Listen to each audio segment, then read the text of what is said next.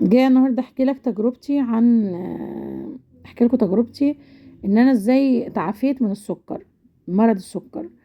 الحمد لله رب العالمين بالالتزام بالنصايح الطبيب كلها والخطوات اللي انا مشيت عليها كلها ان شاء الله. اي حد باذن الله ربنا رب العالمين يقدر يتعافى من السكر ما عدا الناس اللي انا هقول عليها في اخر الفيديو. دلوقتي انا كنت تعبت شويه، جالي شويه تعب وانا مش عارفه من ايه. الحمد لله انا ما بعانيش من اي امراض مزمنه ولا حاجه، وصحتي كويسه وانا في الاربعينات. فرحت طبعا حسيت بألم كده في جسمي وبتاع، فرحت حاسه تعبانه قوي، يعني تعب انا مش عارفه انا عندي ايه. فرحت للدكتور فقلت له انا تعبانه مش عارفه انا عندي ايه، فقعد عمل لي كشف وبتاع، فقال لي تمام هطالب منك شويه تحاليل من ضمنهم كان سكر تراكمي. طبعا انا السكر ده اصلا انا بعمل شيك اب على نفسي على طول، يعني على طول بكشف وعلى طول بتابع. فجت يعني قعدت بقى قلت خلاص انا الحمد لله اطمنت من ناحيه السكر. فقعدت حوالي يجي سنتين كده ما كنتش بحلل خالص ولا بشغل بالي بقى. انا ما عنديش حد في الاسره سكر وانا وراثه وكده، فانا قلت مش هحلل سكر. المهم اكتشفت ان السكر عندي التراكمي 8. فطبعا اتخضيت، بس طبعا اللي كان مطمني الصايم والفاطر. والصايم والفاطر ده يعني الفاطر عالي شوية، الصايم يعني تمام. فأنا دلوقتي لقيت التراكمي 8 والصايم والفاطر عالي. فبعد 140 يعني 180 100 حاجة و80. فطبعا اتخضيت، يعني كتير علي 180 185 كتير، وانا عمري ما كنت بوصل للارقام دي. ف رحت طبعا للدكتور تاني بعد التحاليل ما طلعت وريتها له وكده. فقال انت محتاجه شويه حاجات تعمليهم عشان تنزلي نسبه التراكمي عندك وتلتزمي بقى مدى حياتك بالعلاج وبالرياضه. تمام. فالمهم قال لي نصحني بقى ان انا اقلل نشويات خالص، واقلل العيش. طبعا انا بحب العيش جدا، بحب المكرونه جدا، بحب الرز جدا، بحب اشرب شاي وقهوه بسكر، وبحب اكل حلويات، وبحب اكل تسالي، ويعني كنت عايشه حياتي وما بشربش ميه كتير وما بتحركش كتير، يعني الحركه بتاعتي قليله. انا بشتغل وكل حاجه بس شغلي كله مكتبي، يعني بقعد على المكتب، تحركي في الشارع بالسياره. فطبعا ما عنديش يعني ما بلعبش رياضه خالص، ولا بروح الجيم خالص، ولا حتى التمشيه العاديه بتمشيها، يعني قليل جدا ما بتمشى. فتمام. فجيت قلت له تمام يا دكتور، انا هغير بقى سلوك. قال لازم احنا محتاجين نغير سلوكياتك عشان تقدري تنزلي التراكمي بتاعك من 8 ينزل يرجع طبيعي تاني. فالتزمت يا جماعه، والله انا ما عرفت ان انا تعبانه، اول مجرد ما عرفت ان انا تعبانه التزمت على طول. تاني يوم الصبح صحيت ملتزمه سبحان الله، لاني تعبانه بقى، وخفت بقى ان السكر بيأثر على كل الاجهزه بتاعه الجسم. وخفت بقى، خفت كمان انا كان جالي سكر نوع تاني اللي هو التراكمي لما 8 ده نوع تاني. و هو قال لي ان عندي سكر نوع تاني، وقال لي كمان انا خفت بقى انه يتحول نوع اول، لان السكر لما بيتحول نوع اول معناه ان البنكرياس ما بيفرزش اي انسولين، فالسكر اللي رفع في جسمك ما بتنزلوش غير بتاخدي انسولين، فانا مش عايزه اخد انسولين. فطبعا انا خفت بقى ان هوصل لمراحل ان انا انسانه طبيعيه. وصلت لمراحل بقى ان انا جبت بقى ابتديت اخد الاول ما اكلش بعيش خالص. بعد لقيت صعب شويه، ابتديت ادخل عيش سن، ابتديت اعمل انا عيش بقى رده، عيش مش عارفه بالعدس، عيش مش عارفه بالايه. اهتميت قوي. المهم يعني وصلت ان انا هاكل عيش او هقلل من العيش قوي. لو هاكل العيش العادي بتاع العيش العادي بتاعنا هاكل نص رغيف او هاكل رغيف عيش اسمر. تمام، ده في الفطار.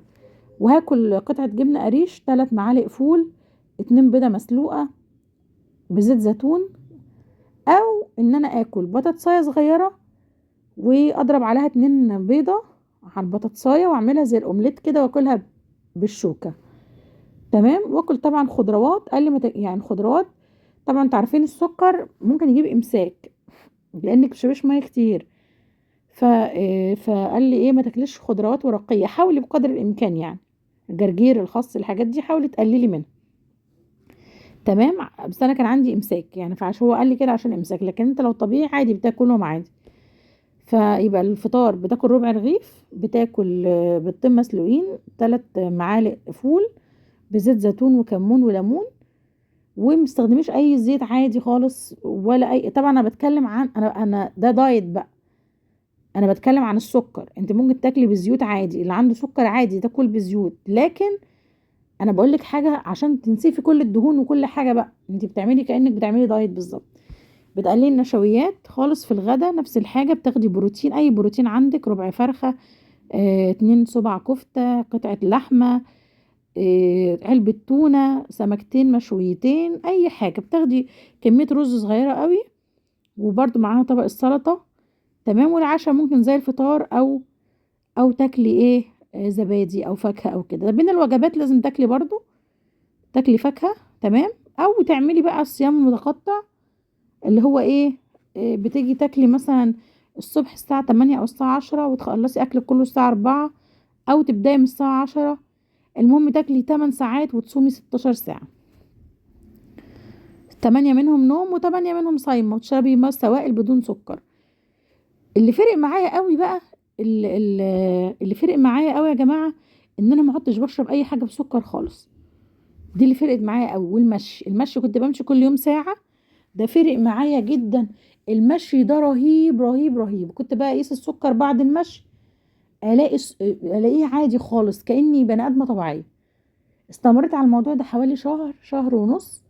التزمت جدا، كنتش بلخبط خالص.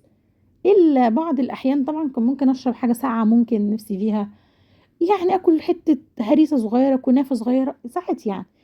بس كنت ملتزمه، بشرب ميه بقى كتير، طول النهار اشرب ميه. الحمد لله الهضم عندي والامتصاص والاخراج والتنفس والمشي. اتحولت بقى، بقيت بني ادمه بقى اكتف قوي. المهم رحت حللت الحمد لله بعدها بشهر ونص، لقيت التراكمي بعد ما كان 8 لقيته بقى 5. الحمد لله رب العالمين، لقيته وصل 5. فرحت بقى، مش عايزه اقول لكم فرحه عارمه. طبعا لخبطت وعكيت بقى ونيلت الدنيا وكده. بقى لي فتره كده منيله وعكه، بس الحمد ان شاء الله هرجع تاني باذن الله. خلاص هرجع تاني ان شاء الله. خلاص هي كانت فتره كده بس بروش عن نفسي. بس عايزه اقول لكم الفتره اللي تعبت فيها دي، عايزه اقول لكم انا قد ايه عرفت قيمه الصحه. عرفت قيمه الصحه والله. كنت اقعد على التليفون كده اسمع وناس بتعمل وصفات، يقول لك ايه، هنحط معلقتين دقيق. اقول يا دقيق، لا الوصفه دي مش هتبقى حلوه معايا. بشاميل في دقيق، لا لا لا مش هينفع. مكرونه، لا لا مش هينفع. ما انا حارمه نفسي بقى عشان ايه، انا ملتزمه، انا مريضه، انا انسانه مريضه. عرفت قيمه ان انا سبحان الله كان عندي نعمه الصحه. عمري ما كنت بفكر ادخل النشويات في اكلي او لا، عمري ما شغلت بالي. ولا السكريات عمري ما شغلت بالي، كنت باكل براحتي. لما جالي السكر بقى، ابتديت ان انا احس بنعمه الصحه اللي كانت عندي والله. وعايزه اقول لاي مريض سكر، طبعا ده اللي للناس اللي هي يا جماعه ما عندهاش حد وراثه او كده. لو عندك انت وراثه انتبه جدا. ولو لحقت السكر بدري خلاك، لو لحقته للاسف متاخر، وصل بقى ل 300 و400 والكلام ده، لا انت هتبقى مريض سكر للاسف، هتبقى حافظ وخلاص. العلاج برضو كان مهم جدا. كنت باخد جلوكوفاج، العلاج ده برضو كان مهم جدا، ساعدني كتير. باخد حبايه في اليوم 1000. ده ساعدني كتير برضو في نزول الايه الوزن بتاعي. ولما نزل وزني وابتديت امشي الحمد لله سكري انظبط. تمام. نزلت حوالي 10 كيلو من وزني، سكري انظبط الحمد لله. وبقيت اشرب ميه كتير. شرب الميه طبعا ده مهم جدا. يعني لو حد عنده اي استفسار او حاجه وحابب يعرف اي حاجه عن اللي انا كنت بعمله، او طبعا الكلام ده برضو لو انت مبتدئه، مريضه سكر مبتدئه. تمام. وربنا يشفينا يا رب جميعا كلنا من الامراض، ونهتم بغذائنا وعلاجنا، وربنا الشافي المعافي.